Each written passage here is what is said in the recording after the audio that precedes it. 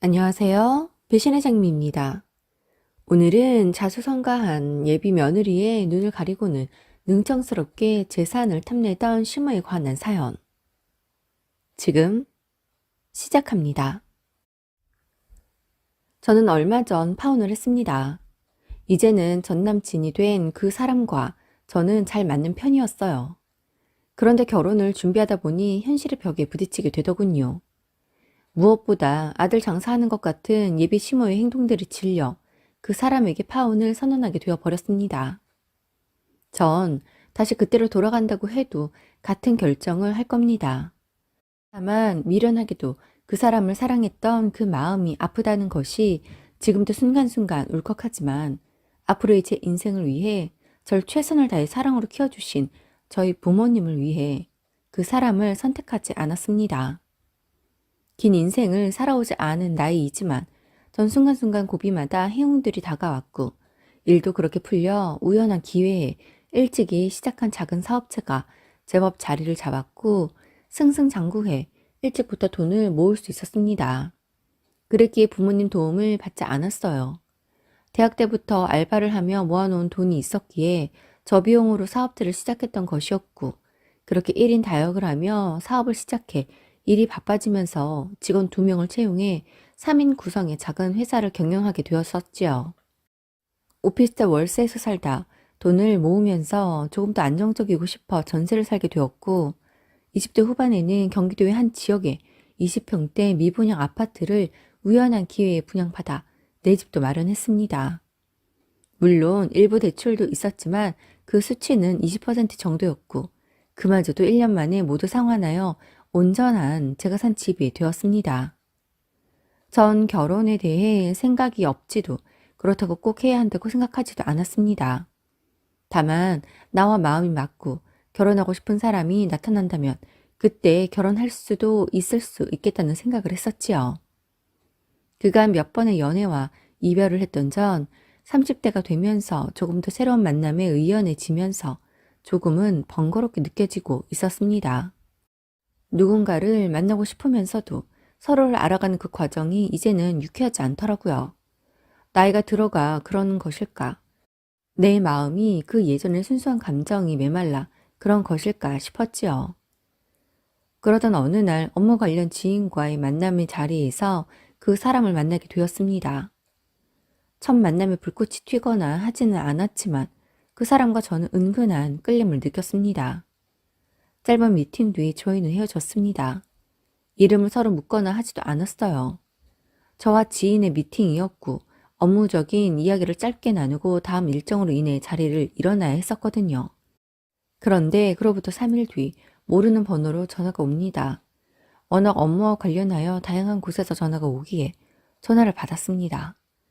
전화기 너머에 그 사람은 3일 전에 우연히 만난 그 사람이었습니다. 제 지인에게 제 연락처를 물었고 저희 둘이 잘 어울리겠다며 그 지인은 제 연락처를 그 사람에게 알려주었다고 하더군요. 저도 그날 이후 그 사람이 계속 떠올랐기에 그 연락이 싫지 않았고 단둘이 만나서 식사라도 하자는 그 사람의 제안에 이틀 뒤 저희는 만났습니다. 오랜만에 느끼는 설레이는 감정. 조금이라도 예뻐 보이고 싶어 그날부터 이틀간 저녁마다 팩을 붙이며 피부를 관리하였고 무엇을 입고 나갈까 고민을 하였습니다. 하지만 설레는 이 감정을 들키고 싶지 않더라고요. 그렇게 저희는 첫 데이트를 하였고 대단한 것을 하지는 않았지만 함께 맛있는 음식을 먹고 커피를 마시며 서로에 대해 궁금한 점들을 물으며 시간 가는 줄을 몰랐습니다. 그날부터 저희는 매일 만났습니다.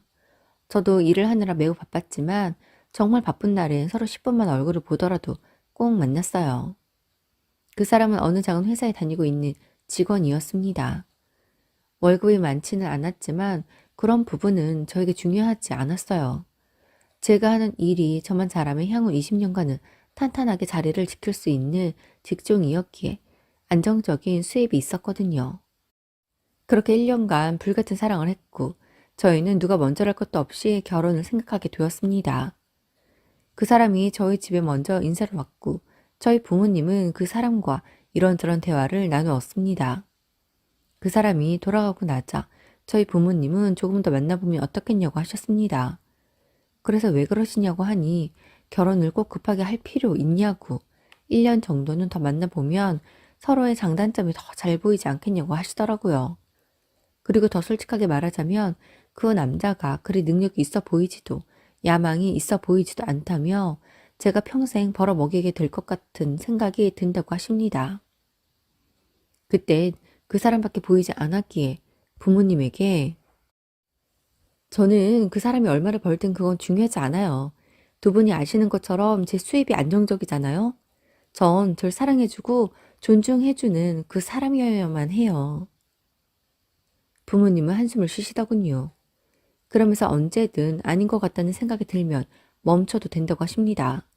그때 가서 부모 눈치 보고 다른 사람 눈치 보인다고 하지 않아야 할 결혼을 하지는 말라고 하셨습니다. 제가 그 사람의 집에 인사를 갔을 때였습니다. 그 사람의 어머니는 저를 환대해 주셨어요. 맛있는 음식도 잔뜩 해두셨고 제게 맛있게 먹으라며 연신 제 앞으로 음식들을 놓아주시기 바빴습니다. 그런 상황이 조금은 부담이 되어 오히려 밥이 넘어가지 않더군요. 어머님은 사업을 하는 여자라길래 억세면 어쩌나 싶었는데 직접 보니 세상 참하네. 우리 아들이랑 결혼하는 거 나는 무조건 찬성이야. 이제부터 며느리라고 부를게. 며느라, 고맙다. 우리 아들이랑 잘 살기만 한다면 난 더 이상 바랄 게 없어. 라고 하십니다. 갑자기 며느리라고 하시니 당황스러웠지만 인정을 받는 것 같아서 싫지는 않았습니다. 그렇게 저희는 결혼을 진행하게 되었고 상견례 일정을 잡았습니다. 그런데 상견례 일주일 전 그 사람이 갑자기 상견례를 미뤄야 할 것 같다고 합니다. 이미 저희 부모님도 일정을 다 빼두셨었는데 왜 그런가 싶어 물어보니 어머니께서 얼마 전 화장실에서 넘어져 다리를 다쳐 거동이 불편하시다고 하더군요. 어쩔 수 없는 상황이니 알겠다고 하고 저희 부모님에게 알렸습니다. 그러자 저희 부모님도 어쩔 수 없지 않겠냐며 이해를 해 주셨지요. 어머님의 다리가 나을 기간이 필요했기에 상견례는 당분간 뒤로 미뤄졌습니다. 저희의 계획은 그 해가 가기 전에 식을 올리려는 거였는데 상견례가 밀리니 일정에 차질이 생기게 되었습니다. 몇 곳의 식장 후보도 뽑아두었었고 웨딩 촬영 업체, 드레스샵 등도 몇 곳을 뽑아두었었습니다. 그리고 신혼여행은 제주도로 갈 것이었기에 숙소를 어디로 갈지도 계획해 두었는데 모든 것을 스탑해야 하는 상황이었던 거였죠. 이 부분에 대해 제가 속상해하자 저희 부모님은 상견례와 형식적인 것이니 결혼에 관련된 부분들을 진행해 보라고 하십니다. 그렇게 저희는 결혼을 위한 것들을 차근차근 준비를 하고 있었습니다. 그런데 하루는 어머님이 저를 집으로 부르시더라고요. 어머님은 아직도 뼈가 다 붙지 않아 집에서 요양 중이셨습니다. 그래서 어머님이 드실 만한 것들을 사갔어요. 어머님은 절 보더니 그나저나 너희 집은 준비가 되어가니? 아, 집이요? 집은 그냥 제 집에서 시작하면 될 것 같아요. 저도 이 집으로 들어온 지 3년밖에 되지 않아서 가전 가구는 아직까지 새 거나 다름없거든요. 침대도 킹사이즈 쓰고 있으니 딱히 새로 살 것도 추가로 준비할 것도 없어요. 그이가 컴퓨터는 사양 좋은 것으로 새로 사고 싶다고 하니 그런 것들 몇 가지만 준비하면 될 것 같아요. 그지? 몇 평이라고 했지?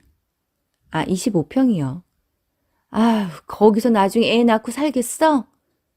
방도 3개이고 구조가 잘 빠져서 괜찮을 것 같아요. 그리고 좁다고 느껴지는 순간이 오면 그때 상황 봐서 이사 가거나 하면 될 것 같아요.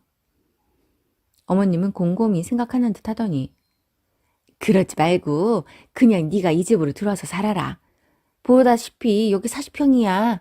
나중에 식구가 늘 텐데 그때 가서 애들 데리고 이사 다니고 하지 말고 그냥 여기 들어와서 살아.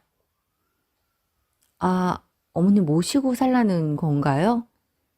아니, 그게 아니라 이 집에 너희가 들어와서 살고 너네 집에 내가 가서 살게. 아니, 난 어차피 혼자인데 큰 집이 뭐가 필요하겠니? 어머님은 그 말을 하며 엄청 신경 쓰고 챙겨준다는 듯이 으쓱해 하셨습니다. 하지만 전 그러고 싶지 않았어요. 제 집은 제가 마련한 첫 집이었고 곳곳에 제 손길이 닿지 않은 곳이 없어서 애정도 많이 있었습니다. 그리고 무엇보다 어머님의 집은 30년 된 빌라였고 저는 3년 된 신축 아파트였기에 굳이 그 오래된 빌라에 들어가고 싶지 않았습니다. 그래서 괜찮다고 둘이 살기에 저희도 큰 집은 필요하지 않다고 했습니다. 그러자 내가 자식이 둘이 있는 것도 아니고 저거 하나에 식구라곤 쟤하고 나하고 단 둘인데 난 욕심 없다. 내 앞으로 된 이 집 너희 앞으로 아니 네 이름으로 명의 이전해주마. 아니 너희가 여기서 사는데 당연히 너희 이름이어야지 않니? 이 집이 내가 너에게 주는 결혼 선물이라고 생각해라. 어머니, 이 집이 전 재산이실 텐데 그러시지 않아도 돼요. 대신 내가 너희 집에 가서 살게 되니 그 집을 내 명의로 해줘. 요즘에 집 두 채 이상이면 세금 많이 나오고 하잖아. 그러니까 내 앞으로 해놔. 각자 자기가 사는 집을 갖고 있으면 편하잖아. 잘 생각해봐. 아니 잘 생각할 필요도 없네. 숫자 셀 줄 아는 애들도 다 계산되는 상황이잖아. 25평이랑 40평을 굳이 비교해야겠니? 넌 시집 잘 오는 줄 알아. 이렇게 마음 넓은 시애미가 어디 있니? 이 큰 집을 내 아들도 아니고 네 명의로 해줄게.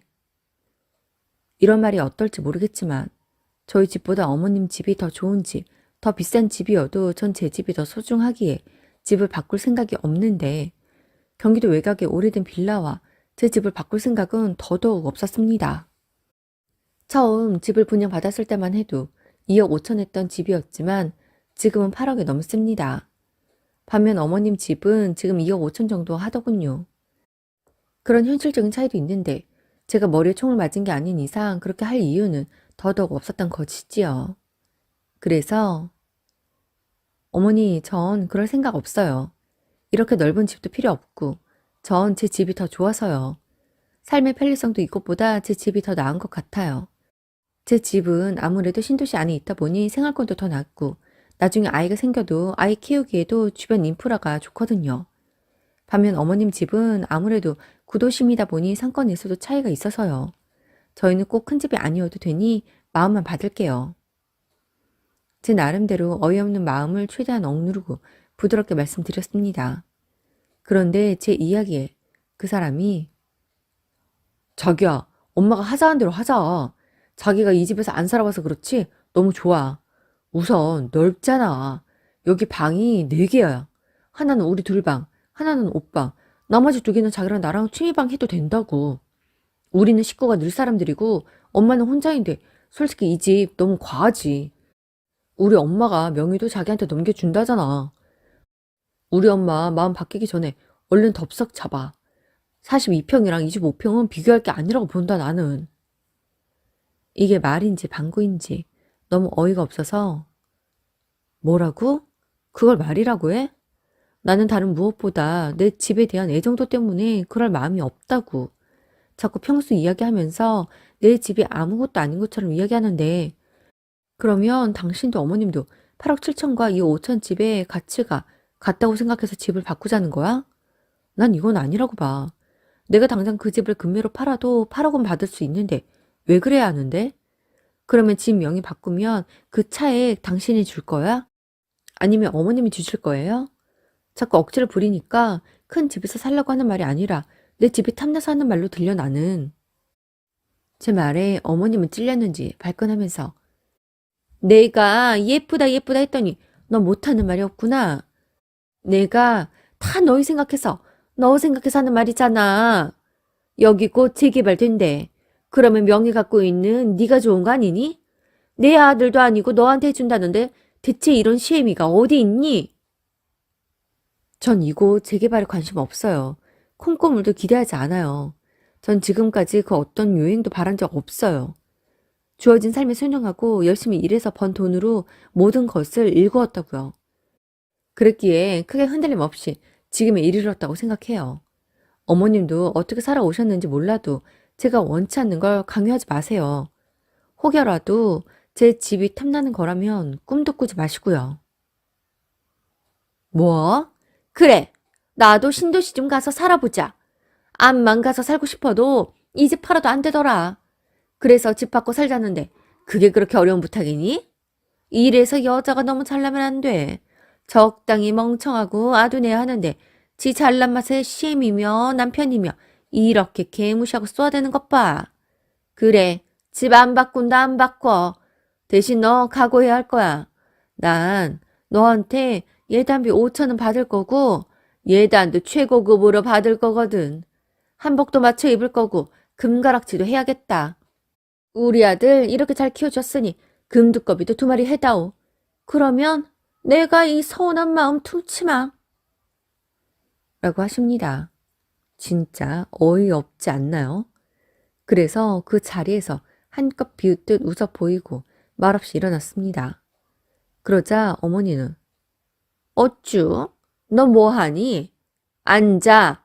어디야 어른이 말씀하시는데 일어나. 그 말에 그만 참고 참던 뚜껑이 열리고 말았습니다. 뭐요? 어른? 어른이 어른 같아야 어른 대접을 해주는 거 아닌가요? 나이 먹었다고 어른 아니고 밥 몇 공기 더 먹었다고 어른 아니에요. 그리고 뚫렸다고 입 아니니 함부로 이야기하지 마세요. 제가 읽은 것들이 우스워 보이세요? 남들 보기 어떨지 몰라도 전 맨땅에 헤딩하는 기분으로 하나부터 10까지 직접 부딪혀가며 읽은 것들이에요. 그 결실이 지금 살고 있는 집이고요. 그런 집을 얼토당토 아는 이유와 조건으로 이르라고요? 절대 그럴 생각 없어요. 전 지금까지 살아오면서 인생에 몇 번의 좋은 기회들이 있었어요. 그 기회를 한 번도 놓치지 않고 잡아왔기에 지금의 제 모습이 있는 것이고요. 아무래도 오늘 지금 이 순간이 제게 또 다른 기회인 것 같네요.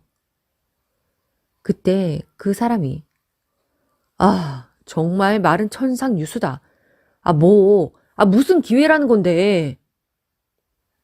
그걸 내가 꼭 입으로 말해줘야 하니? 의미 파악 안 돼? 둘 다 저를 보며 갸우뚱합니다. 하마터면 당신이랑 결혼하면서 지옥불로 스스로 걸어 들어갈 뻔했는데 어머니가 나를 오늘 이렇게 불러들이는 바람에 지옥불에서 돌아나갈 기회를 얻었잖아? 그게 무슨 말이야. 파혼이라도 하겠다는 거야? 상견례도 안 했고 청첩장도 안 돌렸는데 파혼이랄 게 있을까? 그냥 없던 일이 될 뿐이지. 그러고 보니 다음 주 주말에 모두 계약하러 다니려고 했는데 안 해도 되겠네. 진짜 하늘에서 날 돕는구나. 천운이다. 그러고 보니 아직 계약금도 하나 넣지 않았네. 난 이만 가볼 테니 사랑하는 너희 엄마랑 이 좋은 집에서 한평생 알콩달콩 살아. 라고 하고 자리를 박차고 일어났습니다. 그러자 어머니께서 제게 쌍소리를 하며 돈 좀 있다고 유세 떠냐고 하네요. 그래서 돈이 없어도 유세 떠는데 돈 있으니 유세 좀 떨면 어떠냐고 했습니다. 언감생심 나 같은 며느리 본다고 좋은 집 꿀꺽 하고 싶었나 본데 그러지 말고 딱 어머님 너 같은 며느리 보고 평생 그 며느리와 누가 더 아둔한지 겨루며 살라고 했습니다. 그렇게 그 집을 나왔고 내 뒤를 쫓아 나오는 그 사람에게 한 걸음만 더 가까이 오면 경찰에 신고하겠다고 했습니다. 제가 설마 신고할까 싶었는지 성큼성큼 다가와 어깨를 잡기에 그 자리에서 112로 전화를 했습니다. 그 사람은 제게 알겠다고 다 없던 일로 하고 그냥 처음 계획대로 결혼을 진행하자고 하네요. 그래서 웃기는 소리 하지 말라고 했습니다. 난 아무리 생각해도 두 모자가 짜고 내 재산을 빼먹으려는 것으로밖에 보이지 않는다고 했습니다. 전 그 길로 부모님 집으로 가 그날 있었던 이야기를 했고 그로 인해 결혼은 하지 않게 된다고 했습니다.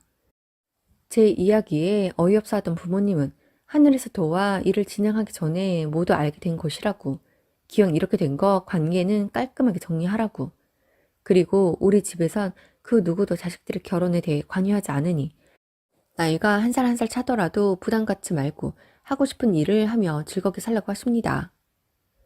부모님의 그 말씀들이 참 많이 위안이 되었습니다. 그 일이 불과 6개월 전의 일입니다. 그런데 얼마 전 정말 깜짝 놀랄 만한 이야기를 들었습니다. 그 사람이 지난달에 결혼을 했다고 하더군요. 놀랐다는 감정보다는 누구인지 모르겠지만 그 집에 시집간 그 여자가 안타까웠어요. 물론 저는 그 모자와 맞지 않았지만 그 누군가는 또 잘 맞을 수도 있겠지요. 하지만 먼저 그 모자를 경험해본 입장에서 누구인지 모르겠지만 불구덩이 속으로 스스로 걸어 들어갔구나 싶으면서 안타깝네요. 아무튼 그들은 그들이고 전 앞으로 크게 결혼 생각은 하지 않고 제게 주어진 삶을 살며 제가 만족할 수 있는 하루하루를 보내려고 합니다. 저도 언젠간 또 다른 누군가를 만날 수 있겠지요.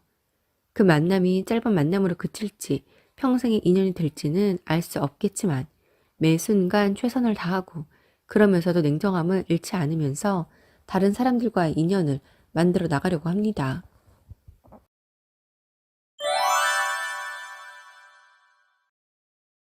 안녕하세요. 배신의 장미입니다. 오늘은 천사 같았던 며느리가 사연자분의 병을 알고는 독하디 독한 악담을 퍼부어 경악을 금치 못했다는 이야기. 지금 시작합니다. 제게는 아들이 하나 있습니다. 자식을 많이 낳고 싶었고 자식들이 서로 지지고 볶아대며 우애 깊게 자라는 것을 보고 싶었는데 저희 부부 팔자에는 자식이 하나밖에 없는지 아이가 잘 생기지 않더군요.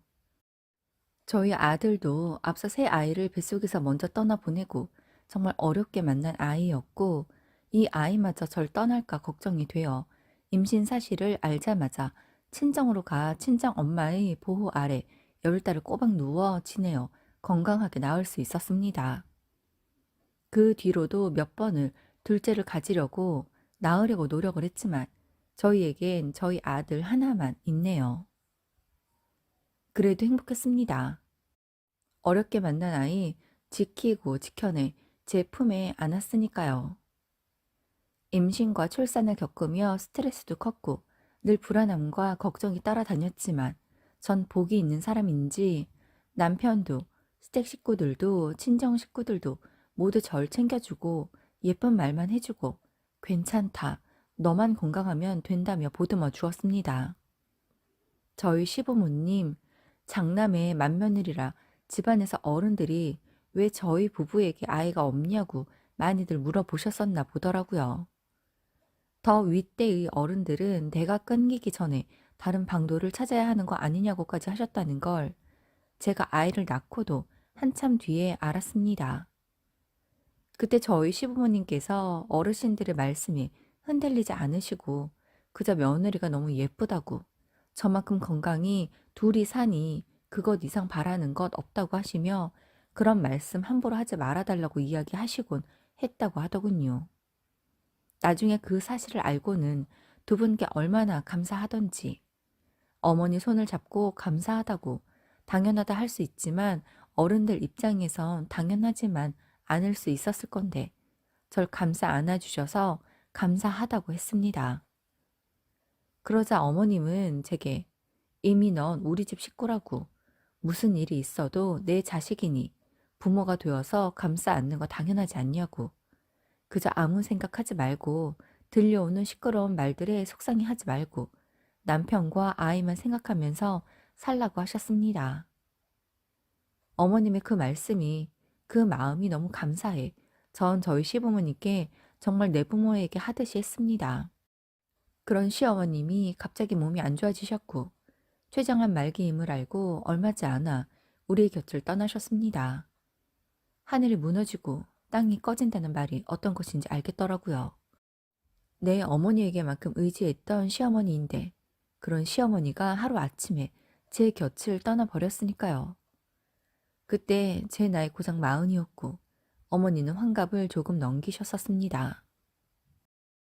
금슬 좋으셨던 시부모님이셨는데 어머님이 발병 3개월 만에 그렇게 떠나자 아버님은 매일을 눈물로 지새셨고 저희가 모시겠다고 해도 싫다고만 하시더니 얼마지 않아 시름시름 앓다가 어머님 돌아가시고 1년여 만에 주무시다 심장마비로 돌아가셨습니다. 저도 저희지만 부모님 두 분을 모두 1년 간격으로 떠나보낸 남편이 참 많이 힘들어했습니다. 어느덧 세월이 흘러 제가 저희 어머니가 돌아가셨을 때 그 즈음이 나이가 되었습니다. 살아오며 문득문득 어머님이 그리울 때면 참 많이도 힘들고 가슴이 먹먹해 오곤 했는데 세월은 잘도 흘러가더군요. 시부모님이 하늘에서 우리 가족을, 우리 아들을 지켜주시는지 저희는 하는 일도 곧잘 되었고 아들도 바르고 건강하게 그리고 공부도 잘 하면서 걱정 없이 자라주었습니다. 하나밖에 없는 자식이라고 어렵게 가진 자식이라고 의지하고 기대치를 높이지 않으려고 많이 노력했습니다. 궁금한 게 많아도 아이가 먼저 이야기해주길 기다렸고 그렇지 않다면 이유가 있어서 이야기하지 않는다고 생각하려 했습니다. 아들은 제게 친구 같은 아이였고 제 자랑이었습니다. 공부도 예체능도 고루 잘하였고 친구들도 많았거든요. 그런 아들이 어느새 장성을 했고 대학을 졸업해 군대까지 다녀왔습니다. 아들은 대학을 졸업하자마자 취직을 했고 취직을 하자마자 6개월 만에 대학부터 만나오던 여자친구와 결혼을 하겠다고 하더군요. 아직 나이가 어리기도 했고 사회생활도 제대로 해보지 않았기에 조금은 만류하고 싶었습니다. 결혼은 좋은 것이지만 지금은 아니라는 생각이 들었었거든요. 그래서 아직은 좀 이른 것 같다고, 그 사람과 결혼을 하더라도 사회생활을 조금 더 하고 결혼할 비용도 마련해 두고 그리고서 결혼하는 것으로 생각해 보는 게 어떻겠냐고 했습니다. 우리가 결혼 비용을 모두 지원해 줄 수도 있겠지만 결혼은 그게 다가 아니라고, 처음 시작할 때 어느 정도 바탕이 되는 자금이 있어야 한다고 했어요. 그러자 아들이 곰곰이 생각하더니 알겠다고 여자친구와 이야기 잘해보겠다고 합니다. 그런데 얼마지 않아 아들이 오랜만에 셋이 맛집에 가자고 합니다. 아들이 제안에 함께 식사를 하며 이런저런 이야기를 나누었어요. 그렇게 식사를 하며 아들은 자신의 여자친구의 장점을 이야기해 주더군요. 자신과 코드가 맞다는 것과 자신에게 무한하게 잘해준다는 것과 밝고 주변 사람들을 기분 좋게 해준다고 합니다. 그래서 잘 만나보라고 했어요. 꼭 지금이 아니더라도 2년이면 내년이든 5년 뒤든 결국엔 맺어지게 되어 있다고요. 저희는 자리를 옮겨 카페로 갔고 커피를 마시며 앉아 있는데 누군가 저희 곁으로 다가옵니다. 본인 저희에게 주문을 받은 직원이었습니다. 그 직원은 저희에게로 오더니 인사를 꾸벅합니다.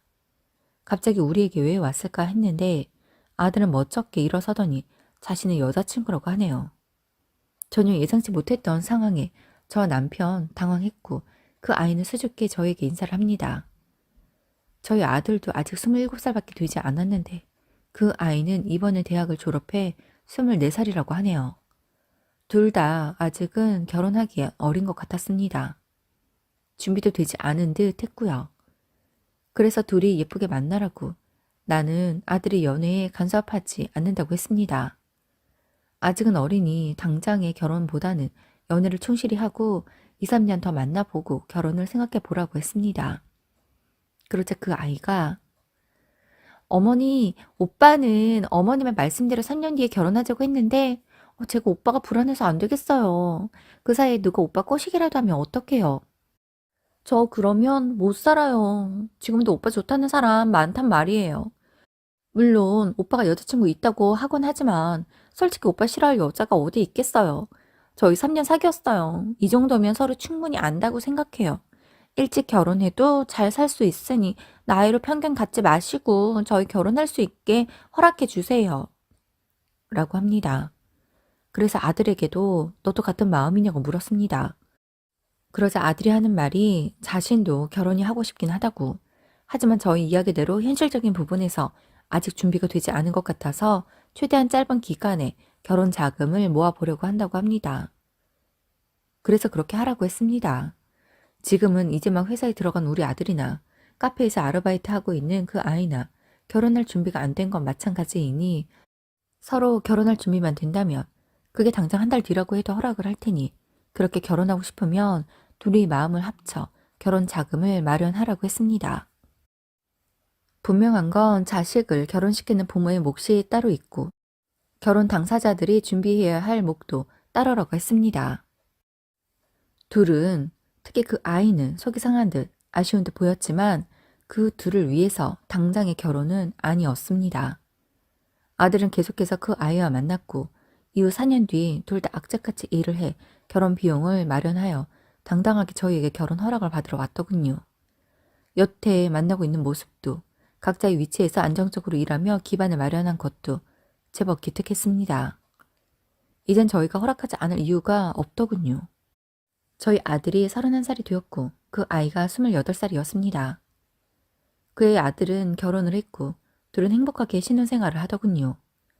아들이 결혼하던 날 내 아이가 저 아이가 언제 저렇게 자라 결혼을 하나 싶어 많은 생각들이 머릿속을 스치고 지나갔었습니다. 그러면서 잘 자라준 것이, 바르게 자라준 것이 너무 고마워 눈물도 나고 웃음도 났습니다.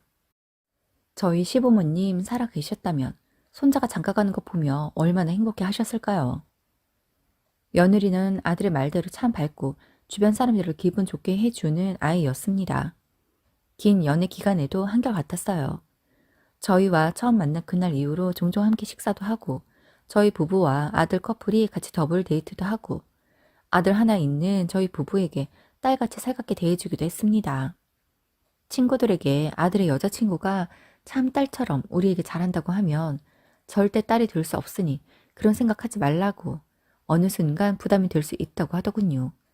그래서 그 선을 지키려고 노력하였었습니다. 그럼 그 아이가 며느리가 되고 나자 손바닥 뒤집히듯 하더군요. 결혼 전엔 일주일에 2번씩 제게 전화를 해 안부를 묻고 재미있는 이야기를 하던 아이. 한 달에 한 번은 저희 부부와 식사를 하자던 아이. 때마다 선물을 사주며 예쁜 편지를 넣어주던 아이. 하지만 며느리는 결혼을 하고 난 뒤 전화도 한 통 하지 않고 식사 자리도 만들지 않았고 가족의 기념일에도 형식적으로 왔다 가는 모습을 보였습니다. 사실 며느리에게 많은 걸 바라면 안 된다는 거 친구들에게 귀에 딱지가 않도록 들어 잘 알고 있습니다. 하지만 한 번도 요구하지 않았고 그간 스스로 먼저 전화해서 안부를 묻고 수시로 만나자던 아이가 결혼하자마자 달라지니 당황스럽기도 했어요. 그래서 제가 먼저 전화를 해보기도 했고 문자도 보내보았지만 전화를 받지도 않고 문자의 답장이 오지도 않더군요.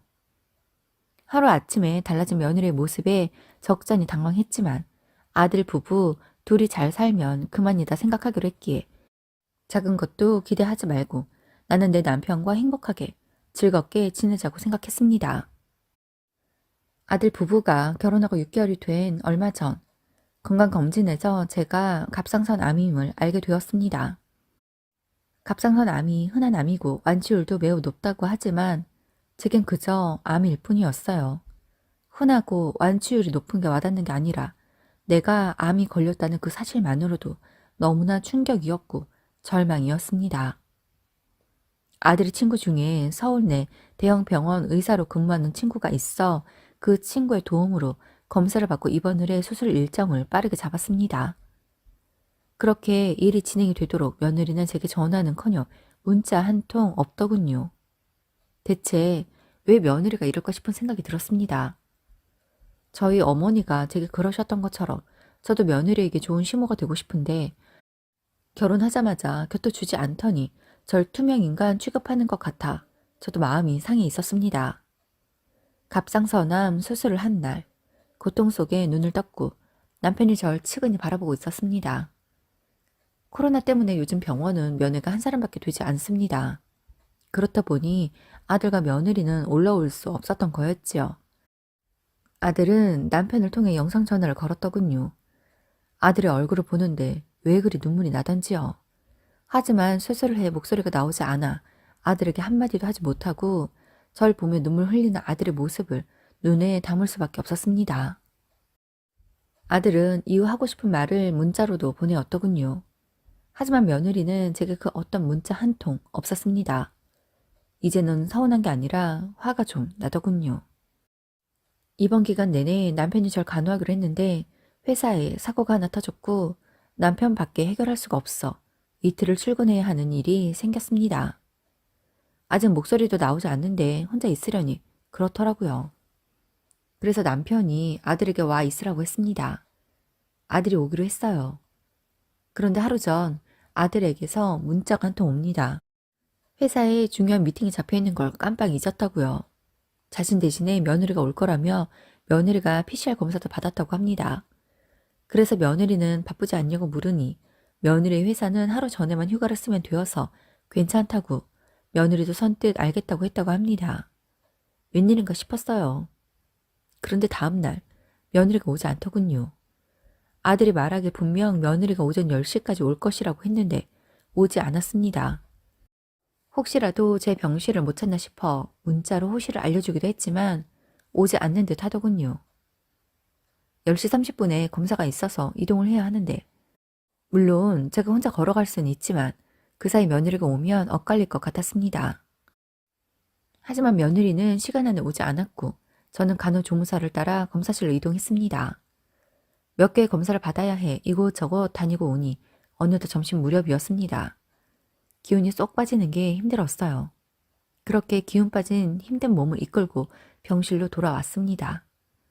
제가 있는 병실은 2인실인데 제 옆자리는 전날 오후에 빠져서 그날은 저 혼자 있었습니다. 빼꼼 열려있는 병실 문을 마저 열고 들어가려는데 병실 안에서 말소리가 들려옵니다. 옆 침대에 환자가 들어왔나 싶어 문을 더 열려는데 목소리가 익숙하더군요. 며느리였어요. 늦었지만 오긴 왔나 보다 했습니다. 그런데 누군가와 통화 중이더군요.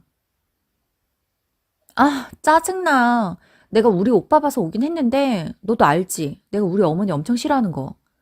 아, 내가 오빠랑 결혼하려고 결혼 전에 얼마나 있었냐? 난 단 한 번도 진심인 적 없어. 오빠가 좋았을 뿐이고 알고 보니 시부모님이 잘 사시는 것 같아서 나중에 두 분 돌아가시면 독자인 오빠가 많은 재산을 물려받을 것 같아서 아, 이 사람이다 싶어서 잡았거든. 아, 이제 오빠랑 결혼도 했겠다. 내가 어머니에게 더 이상 잘할 필요 없잖아? 처음엔 내가 먼저 좋아했고 내가 더 많이 좋아했었지만 지금은 오빠가 날 더 많이 좋아하거든. 그나저나 어머님은 왜 갑상선암을 걸리고 그런지 모르겠어. 기왕이면 그런 거 있잖아. 별다른 특징 없이 늦게 발견되는 암. 그런 병들은 발견하고 몇 개월 안에 죽는다던데? 우리 어머님은 왜 하필 완치 쉬운 갑상선암을 걸리고 난리야? 내가 옆에서 하도 뭐라고 하니까 오빠가 본가에 막 가보고 하진 않지만 시부모님이랑 오빠랑 그 사이가 얼마나 끈끈한지 딱 보기 싫어. 서로 사랑하지 않는 가족 있어? 그 정도가 조금 다를 뿐이지. 아무튼 난 우리 어머니 알고 보니 다른 부위에도 암이 있다고 해서 올해 안으로 돌아가셨으면 좋겠어. 그러면 오빠도 부모님 덜 신경 쓸 거고 나한테만 집중해 줄 거 아니야. 연애 때부터 결혼 일찍 못하게 하니까 오빠가 부모님 말씀에 딱 알겠다고 대답하는데 짜증나더라고. 오기로 내가 오빠 기다린 거라니까. 결국 내가 결혼했으니 승리자지 뭐. 암튼 우리 어머니 저대로 계시다. 태어나도 하지 못하고 콱 죽어버렸으면 좋겠다.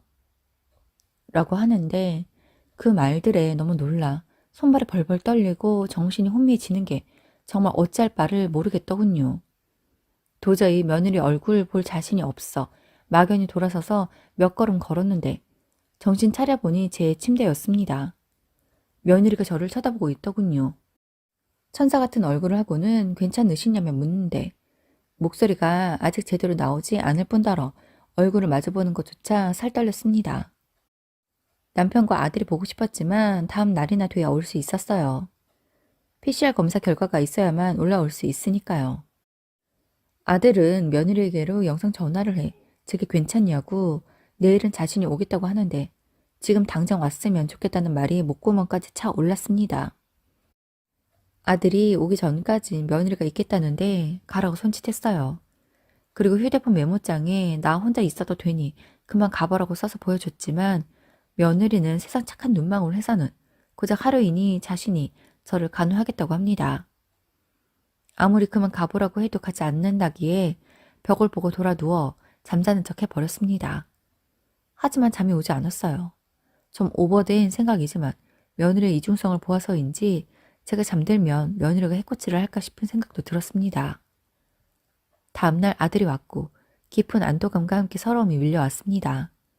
울면 안 되는데 눈물이 나오니 수술 부위도 땡기고 여러모로 힘들더군요. 그렇게 남은 입원 기간을 아들과 남편의 간호 속에서 함께했고 수술과 회복은 잘 되었습니다. 퇴원은 했지만 그날의 며느리의 앙칼진 목소리와 날이 선 말들이 잊혀지지 않습니다. 제 병을 가지고 하찮게 이야기하며 당장 제가 죽어주길 바라는 그 말들이 머릿속에 남아 있었습니다. 이후 제 컨디션을 살피러 온 아들 부부가 왔습니다. 하지만 도저히 며느리를 못 보겠더군요. 제 행동이 어색했는지 아들도 남편도 며느리도 어디 불편하냐고 왜 그러냐고 묻습니다. 그래서 아니라고 괜찮다고 했어요.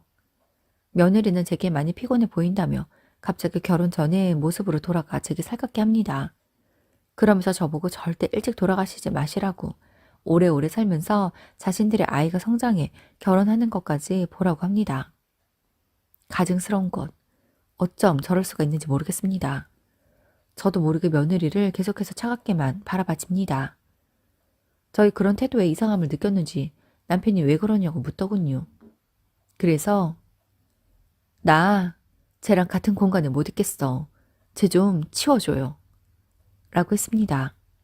제 말에 남편, 아들, 며느리 모두 화들짝 놀라더군요. 남편이 대체 왜 그러냐고, 아파서 실언을 하는 거냐고 묻더군요. 그래서 당신, 내가 실언하는 사람 아니라는 거 알잖아요. 제가 나 빨리 죽었으면 좋겠대. 왜 쉽게 낫는 갑상선 암을 걸렸냐고 하던데? 며느리는 제 이야기에 사색이 되었고 남편과 아들은 깜짝 놀라 며느리를 바라봅니다. 며느리는 이내 그런 적 없다고 합니다. 그래서 제 휴대폰을 꺼내었어요. 며느리가 병원에 오기로 했던 그날, 제가 혼자 검사를 받으러 가야 해. 혹시라도 의사든 검사하는 사람이든 무슨 말을 해도 내가 못 알아들을까 봐 휴대폰을 들고 가 녹음 기능을 사용하고 있었는데 검사실에서 마치고 올라오면서 녹음 중지를 하지 않았었는지 제 휴대폰에 며느리의 그 어이없는 통화 내용이 모두 녹음이 되어 있었습니다. 그래서 그 자리에서 그 파일을 눌렀습니다. 처음에 무슨 말인가 하던 가족들이 그 목소리의 주인공이 며느리임을 알게 되었고 며느리는 낯빛이 하얗게 질려서는 어쩔 줄을 모르더군요. 그래서 며느리에게 물었습니다. 내가 죽길 바랬는데 이렇게 멀쩡해서 어쩌냐고요. 그러자 며느리는 그런 거 아니라고 손사래를 치는데 어이가 없었습니다. 며느리에게 물었습니다. 내가 뭘 그렇게 잘못했기에 빨리 죽으라는 막말까지 했냐고요. 그러자 며느리 하는 말이 연애 때 결혼 못하게 했을 때부터 서운함이 남아 있었다고 하네요. 그래서 카페 알바나 하는 아이를 선뜻 며느리로 맡겠다는 사람이 어디 있겠냐고 했어요.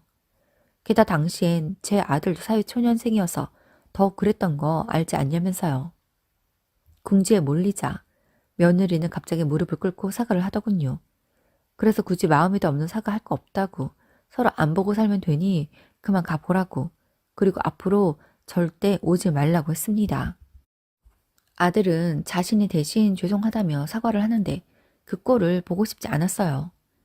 그래서 그날은 그만 가보라고 했습니다. 아들과 며느리는 그날의 일로 다툰 것 같더군요. 다음 날 아들이 혼자 집으로 와 며느리와 시간을 갖기로 했다고 합니다. 며느리가 제게 한 말과 행동들만으로도 화가 가시지 않는데 집으로 돌아가 술을 한잔 하더니 이제는 자신과 결혼했으니 자신의 편을 들어야지 않냐며 제가 싫다고 무조건 싫으니 그냥 영 끊고 살라고 하더랍니다. 아무리 여자에 미쳐도 저런 여자로 인해 부모와 인연을 끊고 살 수는 없겠더래요. 그래서 자신은 그렇게는 안 될 것 같다고 그렇게 내 부모가 싫으면 너희 부모 있는 대로 가라고 자신은 자신의 부모에게로 가겠다고 했다고 하더군요. 물론 며느리가 너무 밉지만 나로 인해 아들이 이혼남이 되나 싶어 가슴이 철렁 내려앉았습니다. 그런데 아들이 하는 말이 아직 둘이 혼인신고를 하지 않았다고 하더군요.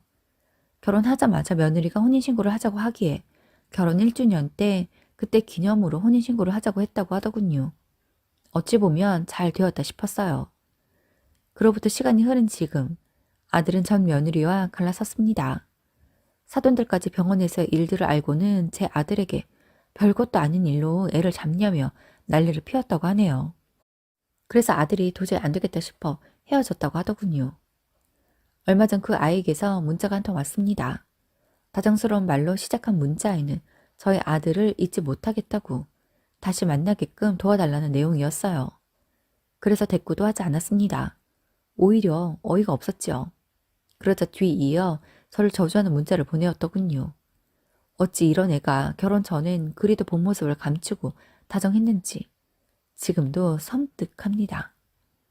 뒤늦었지만 이제라도 그 아이의 실체를 알고 아들이 벗어날 수 있게 됨을 감사하게 생각하며 소중한 내 아들의 남은 인생은 좀 더 편안하길 그리고 우리 가족의 일상이 항상 묻어나길 바랍니다. 오늘도 함께 해주셔서 감사합니다. 지금까지 배신의 장미였습니다.